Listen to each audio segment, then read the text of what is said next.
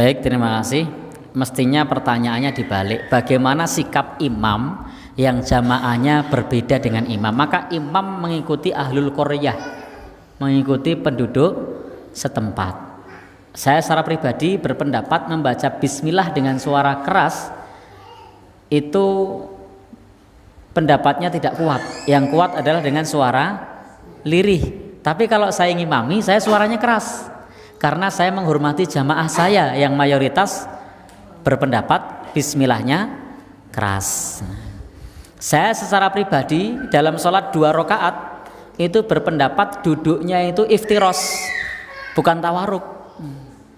Tetapi karena jamaah saya duduknya tawaruk, maka saya sebagai seorang imam menghormati yang mayoritas, maka saya duduknya tawaruk, bukan iftiros, meskipun pendapat yang kuat itu iftiros. Maka juga ketika saya di bulan Ramadan dan di situ saya diminta untuk kultum subuh, saya tanya, di sini biasanya kunut enggak? Lalu kemudian dijawab, di sini biasanya kunut. Nyun sewu, saya enggak bisa jadi imam karena saya biasanya tidak kunut. Monggo jenengan mawon yang imam.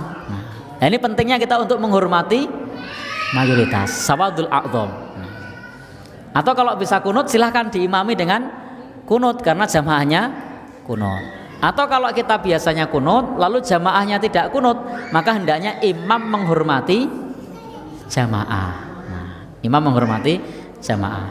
Ini namanya pentingnya untuk apa istilahnya bersikap samhah atau bersikap toleran. Ini yang perlu kita perhatikan. Karena Bapak dan Saudara yang berbahagia yang dirahmati Allah Subhanahu wa taala, dulu pernah kita bahas pula tentang beberapa kriteria imam yang di apa istilahnya sholatnya tidak akan diangkat. Salah satunya adalah yang dibenci jamaah. Jangan sampai hanya karena perbedaan kemudian menimbulkan kebencian jamaah. Maka pentingnya seorang imam itu punya sikap bijaksana dalam menghadapi perbedaan. Jadi pentingnya punya sikap bijaksana dalam menghadapi perbedaan. Bapak dan Saudara yang berbahagia yang dirahmati Allah Subhanahu wa taala, bahkan saya secara pribadi itu ketika jamaahnya itu pada sarungan, saya datangnya sarungan. Kenapa? Pentingnya menghormati jamaah. Kenapa di sini pakai celana panjang? Saya lihat yang lain banyak pakai celana panjang, sehingga saya juga pakai celana panjang. Tetapi ketika saya hadir di satu masjid, saya lihat kok semuanya pakai sarung semua, yang celana panjang tidak ada. Besoknya saya pakai sarung juga. Untuk apa? Menghormati mayoritas jamaah di situ pakai sarung. Jadi umumnya dia pakai sarung, maka pakai sarung.